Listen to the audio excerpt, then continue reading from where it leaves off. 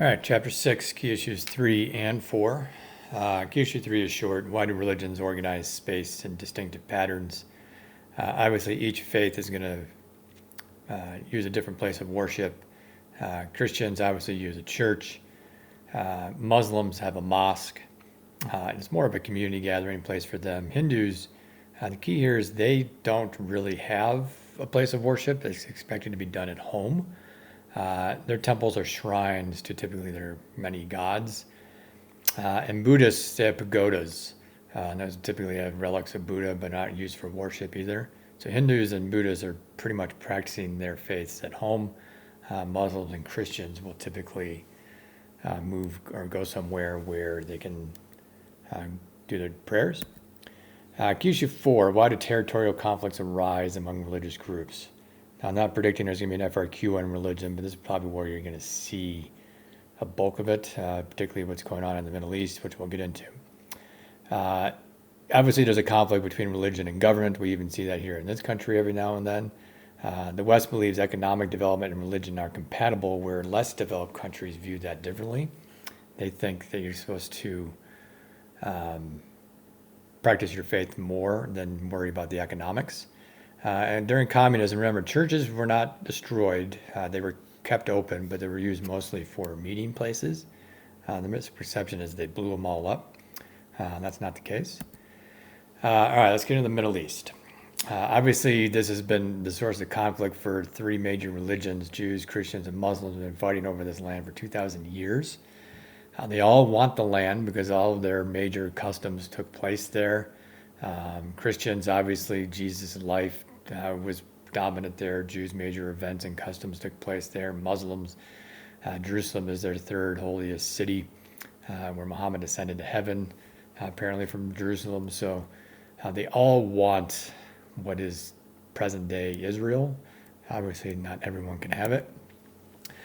I'll go over this quickly, but this is just a brief rundown of how this all begins really in 1947 and 48 as the Jewish state is first created after the Holocaust and World War II. The big thing is after 20 years or so of wars and small skirmishes, a big one takes place in 1967. That one's the key because that creates the green line or the border between Israel and the West Bank, and that's where all of the major conflicts are occurring, of course. But there are the list of all the territories they gain. The Sinai Peninsula is actually the one that will be given back to Egypt. All the others are still under occupation by Israel. There's kind of the brief history in a visual sense. You can see what Israel looked like on the left there in 1947 as it's first created. Things begin to change. It's literally the day after they're created. By 1948, you can see the new borders there in the middle. Jordan is occupying what is currently the West Bank. The 1967 war is the key one. You can see all the territories that now Israel is captured.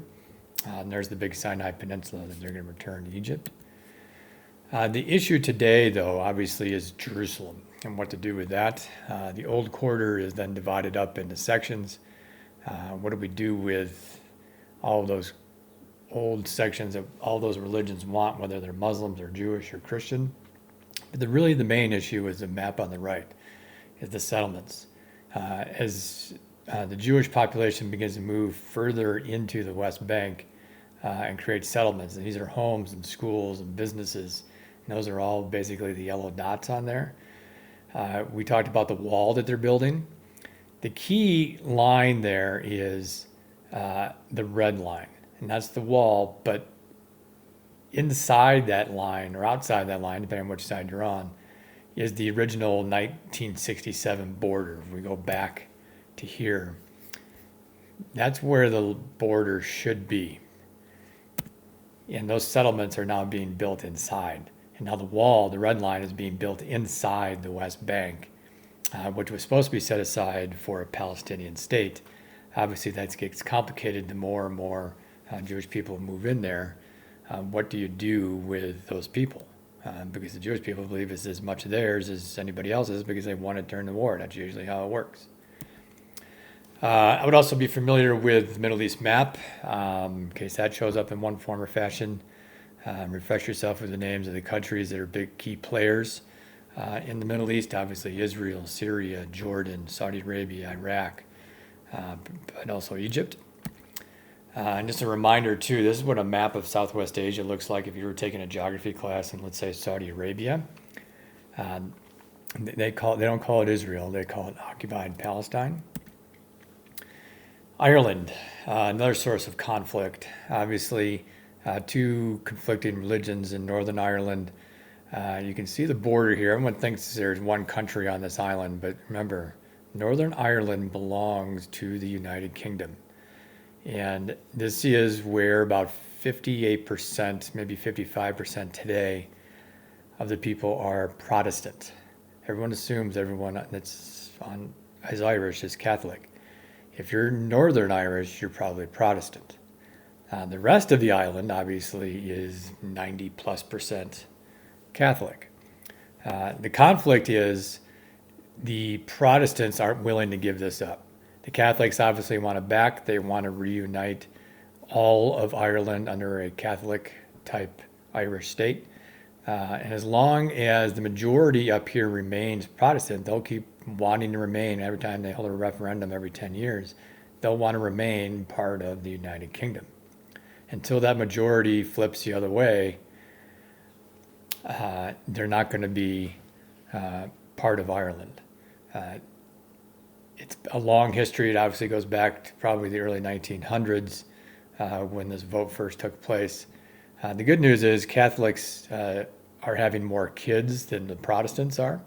And so if you wait a generation or two, there'll probably be more Catholics in this area, Northern Ireland area, than there are Protestants. The key is it used to be a bloody warfare. The Irish Republican Army used to terrorize the Protestants in this area, particularly around Belfast in the 60s, 70s, to try and terrorize them, hopefully get them to leave. They never did, obviously.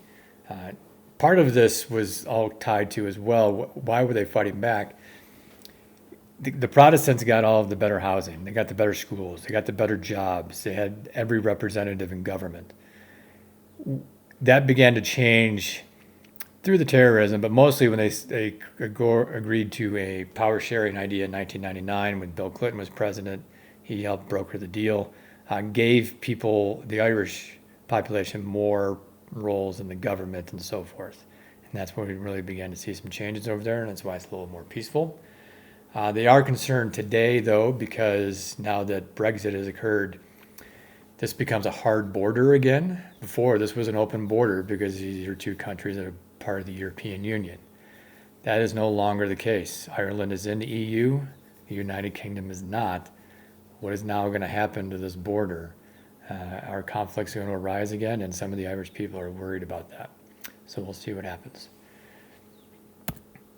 Right, again, here, this PowerPoint will be up on Canvas.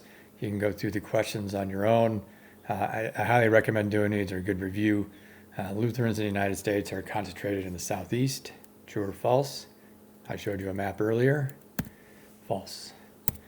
Okay, good luck with that. Talk to you soon.